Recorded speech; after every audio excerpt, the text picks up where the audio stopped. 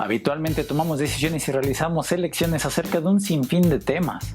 Por ejemplo, por quién vamos a inclinar nuestra preferencia. Ante alguien que ha decidido ser libre a cualquier costa o en contra de un puñado de personas que están dispuestas a sacrificarlo todo para que se haga lo correcto, en el camino los dos objetivos chocan. También si vamos a decidir manifestarnos o no contra quien nos han impuesto como gobernante a pesar de su falsedad. O a qué equipo elegir una vez que hayan medido nuestras aptitudes y observado nuestras actitudes.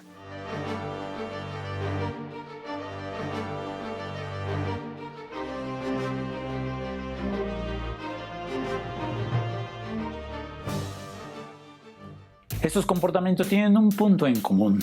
Todos ellos reflejan las valoraciones que poseemos sobre las distintas cuestiones antes mencionadas. Esas valoraciones se les conoce como actitudes.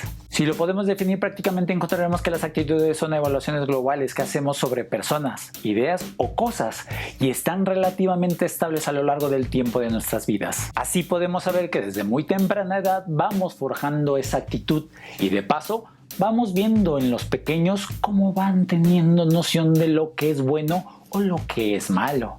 En sentidos pragmáticos decimos que las actitudes hacen referencia al grado positivo o negativo con el cual juzgamos cualquier aspecto de la realidad.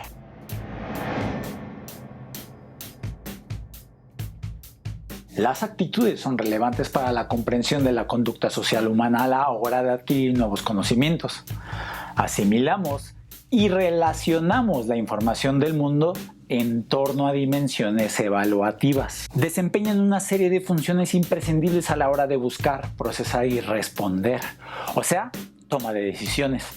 Al ser una parte esencial de nuestra manifestación de conducta, se pueden realizar predicciones casi exactas sobre la conducta social humana en general y sobre sus cambios. Pues hablamos de que las actitudes influyen sobre la forma en que piensan y actúan las personas. Nos permiten conectar con el contexto social. En otras palabras, reflejan nuestros valores, normas y preferencias, que son percibidos en grupos y organizaciones a los que podemos acceder y de los cuales pertenecemos.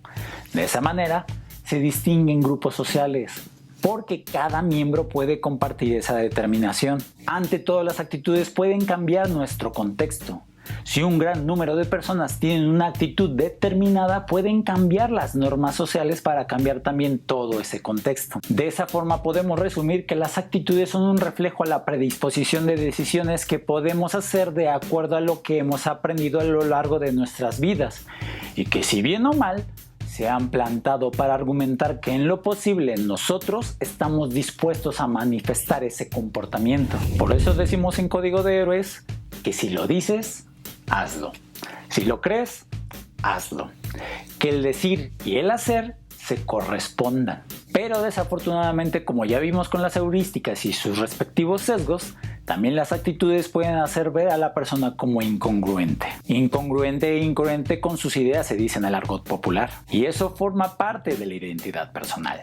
Uno de los paradigmas más representativos acerca de cómo nuestra propia conducta nos influye para que acabemos adquiriendo y modificando nuestras actitudes es la disonancia cognitiva. Estudiado por Leon Festinger en 1957, nos dice que cuando nos comportamos de forma inconsistente con nuestra forma de pensar, se produce un estado aversivo de malestar que nos lleva a buscar estrategias para reducir o eliminar ese estado de ánimo negativo. La forma de lidiar con ese malestar producido por nuestra conducta discrepante de nuestros pensamientos es el cambio de actitud. O en términos más estrictos, la formación de una actitud que permita mantener esa conducta que ya se considera incongruente. El experimento clásico de Festinger consistió en pedirle a participantes que realizasen una tarea muy aburrida. Te preguntarás qué tarea. Pues imagínate tú la tarea que más detestas hacer durante un tiempo relativamente prolongado. Al concluir con la tarea, se les dividió a todos los participantes en 3 grupos. Ya separados, se les preguntó qué les había parecido la tarea. Todos argumentativamente habían decidido que era aburrida. Aquí viene lo interesante. Al primer grupo, un grupo control, se les dijo que el experimento ya había concluido y que se podían marchar libremente a sus hogares. Al segundo grupo se les dijo que afuera se encontraba una persona que tenía que realizar la misma tarea que ellos habían realizado, pero que no estaba muy convencida en realizarla. Así que se les ofreció $1. Se hacían la labor de convencimiento para decirles que era una tarea entretenida y divertida. Al tercer grupo se les dijo lo mismo que este segundo grupo, pero a diferencia de $1 se les ofreció $20. Años 50. En la consideración. Posteriormente a su participación, a los integrantes del segundo grupo se les informó que el grupo 3 había recibido una suma mayor de dinero. Al cabo de una semana se les llamó a todos los participantes para preguntarles de nuevo qué les había parecido la tarea que hicieron la semana pasada. Los del primer y tercer grupo reafirmaron su anterior respuesta. La tarea había sido muy aburrida. Lo sorprendente fue lo que reportaron los participantes del segundo grupo. Ellos describieron después de una semana de haber realizado la tarea que esta fue divertida, cuando ya habían mencionado que había sido aburrida. Disonancia cognitiva. En primer lugar, si una persona es inducida a hacer o decir algo contrario a su opinión personal, habrá una tendencia a cambiar de opinión con el fin de que haya correspondencia con lo que dijo o hizo. La justificación típica de la disonancia cognitiva. Esta es la explicación del por qué el tercer grupo no se produjo el efecto de la disonancia cognitiva, porque al haber obtenido $20 ya tenían una justificación para la mentira dicha, para convencer al participante, por lo cual no debieron modificar su percepción acerca de la tarea. Pero el segundo grupo, pagados con $1, no tenían justificación por la mentira para hacerle creer a otro participante que la tarea era divertida. Simplemente con el paso del tiempo tuvieron que modificar su percepción acerca de la tarea, considerándolo divertida. O al menos eso reportaron, manifestando de todas maneras un sesgo de confirmación. En segundo lugar, cuanto más presión se utilice para cambiar la opinión personal, más allá del mínimo necesario para cambiarla, el débil mostrará la tendencia antes mencionada. En otro estudio hecho por Aronson y Carl Smith en el 63, prohibieron a un grupo de niños jugar con juguetes muy atractivos bajo la amenaza de un fuerte castigo si lo hacían, pero podían jugar con otros juguetes que no eran tan atractivos. A un segundo grupo se les planteó la misma situación, pero a diferencia del primero, a estos se les dijo que el castigo era muy leve si jugaban con los juguetes prohibidos. Al grupo de niños al que se les había comentado acerca del castigo fuerte por jugar con los juguetes más atractivos, mostraron mayor interés por tales juguetes. A diferencia del grupo de niños que se les mencionó solo un castigo leve, estos cambiaron de actitud porque al no utilizar los juguetes más atractivos, el proceso de la disonancia les había llevado a creer que realmente no les gustaban tanto. Estos experimentos, como el sinfín que se hicieron, nos han permitido entender cómo hay condiciones para que nuestra actitud cambie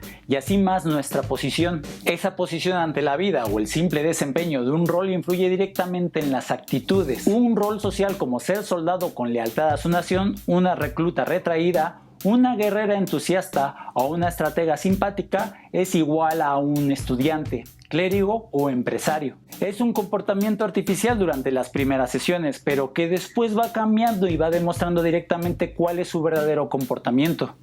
Simuladores forzados. El derrocamiento de la teoría de la personalidad de una conducta estable a lo largo de la vida.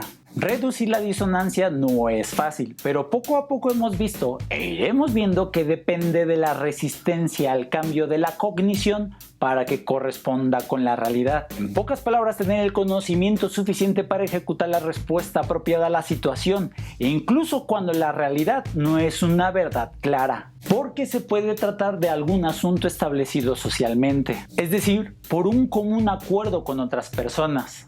Efecto Ash. Solo hay que tener en cuenta las palabras de Bertrand Russell al decir: me parece fundamentalmente deshonesto y dañino para la integridad intelectual creer en algo solo porque te beneficia y no porque pienses que es verdad. Y es tan difícil como cambiar las consignas de aquel líder que modifica sus convicciones respecto a la capacitación de ese individuo para ejercer su voluntad. Si encuentra otros miembros que apoyen ese cambio en sus opiniones sobre el líder, le será más fácil reducir la disonancia cognitiva producida por haber cambiado su actitud. Pero si no encuentra más miembros que participen, la mantendrá. En esa línea, según Aronson y Mills, encontraron que las personas valoran más al grupo al que pertenece cuanto peor lo pasan para poder formar parte de ese grupo. Encontramos así que las actitudes guían a las acciones, solo y si el contexto lo permite. Esa posición ante la vida debería de manifestar en los mejores casos la disposición de ese comportamiento. Un comportamiento con convicción, encauzado a algún fin en específico, mínimamente congruente con las ideas generadas por quien manifiesta esa actitud. Aunque existan formas en que las actitudes afectan a la organización y procesamiento de la información, se sabe que hay la tendencia de buscar información congruente con la actitud. El conocimiento proporciona control sobre el ambiente y mantener nuestras cogniciones organizadas de forma coherente y libres de tensiones aumenta la certeza en lo que sabemos y por tanto nuestra sensación de control ante ello. La búsqueda de equilibrio y coherencia constituye otra motivación humana fundamental. La consistencia interna de nuestra representación del mundo es un aspecto esencial para evitar contradicciones a la hora de comprender y controlar nuestra vida social. Esa necesidad de coherencia con las ideas hará que nosotros tengamos sentido del compromiso con ellas mismas y consideremos nuestras actitudes como válidas, estables, resistentes y capaces de predecir y controlar la conducta. De un modo simple, las actitudes nos hacen motivarnos a conseguir algo que queremos y evitar aquello que no queremos, contribuyendo a crear en nosotros sensaciones de libertad, pero sobre todo la complacencia y competencia que nos posee el poder hacerlo, de saber que nuestra vida tiene un propósito. Ahora, ¿quieres observar directamente un cambio de actitud comportamental? Efecto Ash. La crítica es una herramienta muy útil en nuestra sociedad y en nuestra actitud, así que recuerda que el conocimiento se comparte.